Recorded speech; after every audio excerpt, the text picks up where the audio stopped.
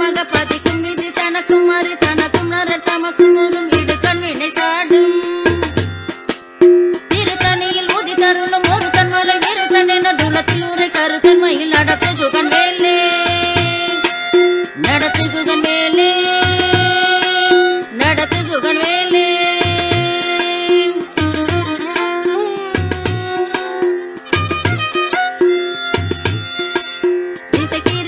சூரபத்மனுக்கு வானவர் மீன் கொண்டு வர பிரம்மன்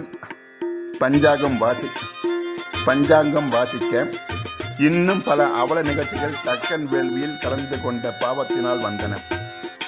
இச்சாபத்தினால் சாகாவரம் பெற்ற தேவர்கள் துயரடைந்தனர். அவர்களின் ஓலத்திற்கு மனமிறங்கி இறைவன் 6 முகம் படைத்த குமரனாய் அவதரித்தான்.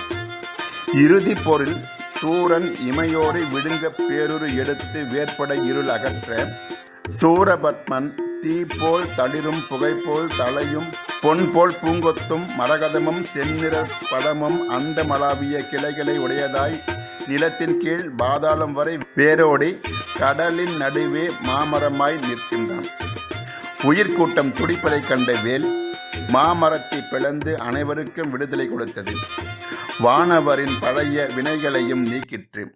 அத்தகு சிறப்பினை உடைய வேலை வணங்கி நம் வினைகளை தீர்ப்போம்.